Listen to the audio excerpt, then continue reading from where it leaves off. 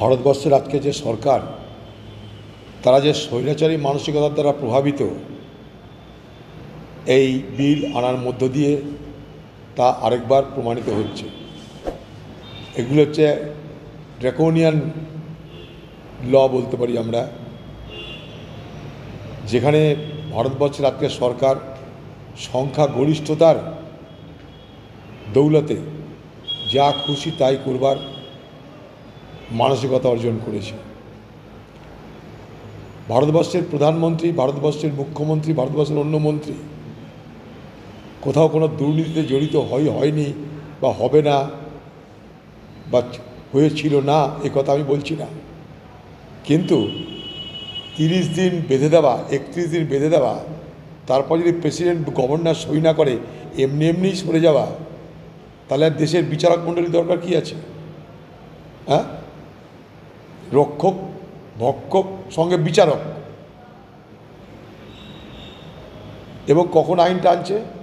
যখন দেশ জুড়ে রাহুল গান্ধীর নেতৃত্বে ইন্ডিয়া ব্লক আজকে বিজেপি এবং নির্বাচন কমিশনের যে ভোটের কারচুপি, ভোট চুরি, তা নিয়ে যখন আন্দোলিত সারা দেশ, তখন নজরটাকে ঘুরিয়ে দাও। সে নজর ঘোরানোর জন্য একটা গণতন্ত্র বিরোধী, সংবিধান বিরোধী একটা আইন তুমি নিয়ে এসো। ভারতবর্ষের আর্টিকেল 75-এ বলা আছে যে একটা প্রধানমন্ত্রী, একটা মুখ্যমন্ত্রী কি করণীয় অথবা কি করণীয় নয়। এগুলোর টার্গেট কী হবে আমরা সবাই জানি। দেখুন, একটা আইন আনার পিছনে কতগুলো উদ্দেশ্য থাকে। যদি আমরা ডগ হুইসলিং দেখি, তাহলে দেখব কি যে কেন্দ্রের হাতে আছে ইডি, সিবিআই। এই ইডি সিবিআইকে যথেচ্ছভাবে সারা দেশের বিরোধীদের বিরুদ্ধে ব্যবহার করছে নরেন্দ্র মোদী সরকার।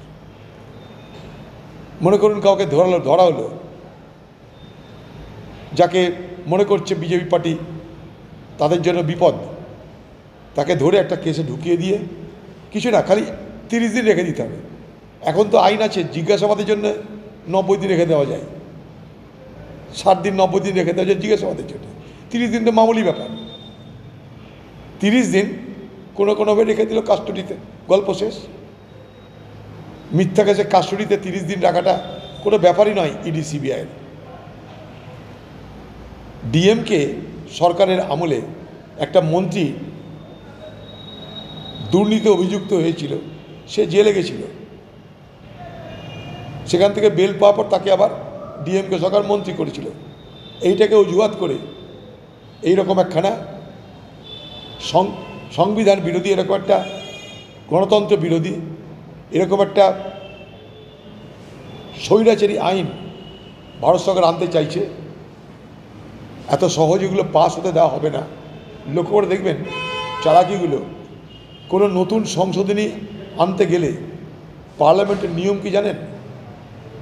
তার যে বিল ড্রাফট, সেটা আগে থেকে মেম্বারদের দেওয়া হয়। শুধু তাই নয়, পাবলিকের কাছে ভিউ নেওয়া হয় যে ভারতবর্ষের জনগণ তোমরাও বলো।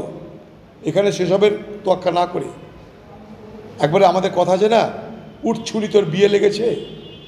একবারে কি প্রয়োজন হলো হঠাৎ ভারতবর্ষে যে এখনই এই আইনটা আনতে হলো, যখন সরকার জানে এই আইন এখন পাস হতে দেওয়া হবে না।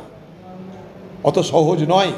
ভারতবর্ষে এখনও সংবিধান আছে, পার্লামেন্ট আছে, বিচার ব্যবস্থা আছে, কিন্তু হাওয়া ঘোরানোর জন্য এসআইআর নিয়ে সরকার ফেঁসেছে।